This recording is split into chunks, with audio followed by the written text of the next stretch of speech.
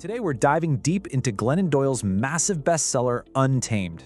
We're going to unpack its core message about what it really means to break free from the cages of expectation. You know, the entire book really boils down to this one single powerful question. It's asking you to take a hard look at your own life and figure out who's really in the driver's seat. Is it your true self, or is it the version of you that you think the world wants to see? So here's how we're going to break it all down. First, we'll explore what Doyle calls the cage of goodness. Then we'll uncover the key to unlocking it, something she calls the knowing.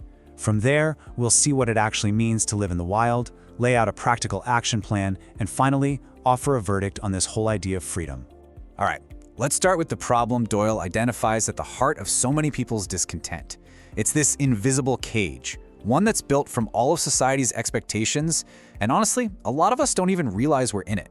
This really frames the central conflict perfectly. On one path, you've got the caged life. You're trained, you're tame, you're pleasing everyone, and you're living for approval. But on the other path, you have the wild, a life that's all about instinct, being true, being free, and living authentically.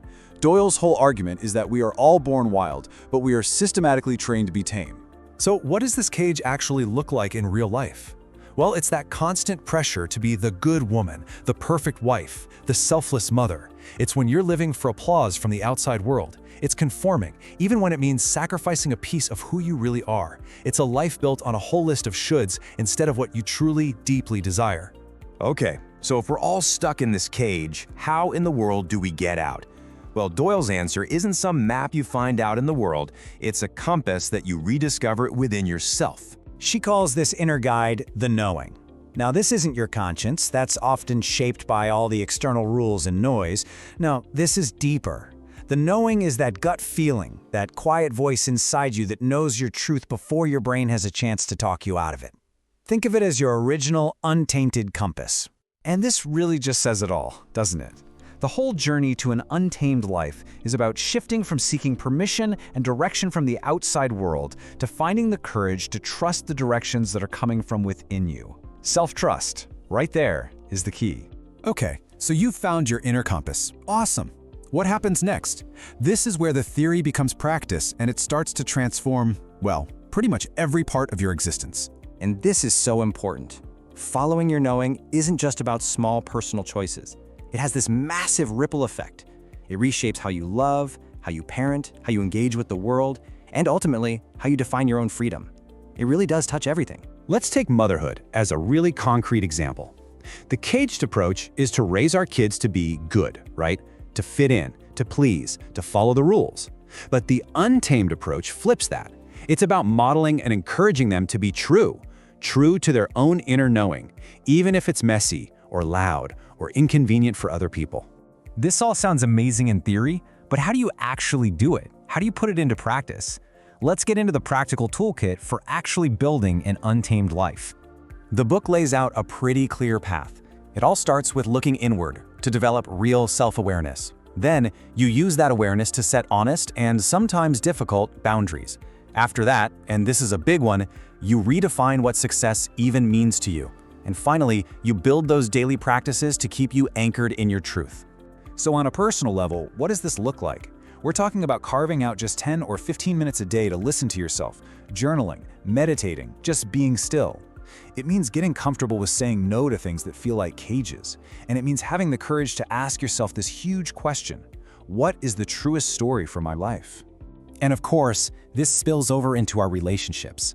An untamed life requires connections that are built on truth, not just on comfort or expectation.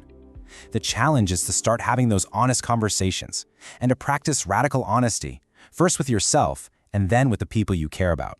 And this doesn't stop at your front door. It extends out into the world. It's about questioning the ladder you're climbing at work. Is it even your ladder or one somebody else built for you? It's about noticing where you silence yourself just to fit in.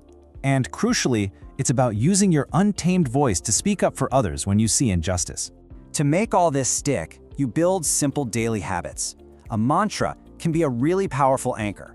Or just making one decision a day based on that gut feeling, not on fear, that builds the muscle of self-trust. It's about consciously letting go of the old stories that are keeping you caged. So what's the final take on Untamed? You know, like any really influential work, it has its huge champions and its critics. Let's take a look at a balanced perspective. Its strengths are pretty undeniable. The storytelling is raw, it's vulnerable, it's super relatable. It does a great job of blending memoir with real guidance, and it connects our personal freedom to bigger cultural issues. But it's not without criticism. Some find the advice a bit idealistic, maybe even out of reach for people without certain privileges. And others point out that the core message, while it's powerful, does get repeated quite a bit. But here's the thing. Regardless of the criticisms, the overall impact is just undeniable. This is a book that's designed to be a permission slip, a fierce and inspiring call to action for anyone who feels like they've been living a life that's just too small, too quiet, or too safe. And so we end right where we began, with a question. Not from me, but from the book, for you. Doyle's ultimate challenge is for you to sit with this. Because once you hear the answer from your own knowing, it becomes very, very hard to stay in the cage.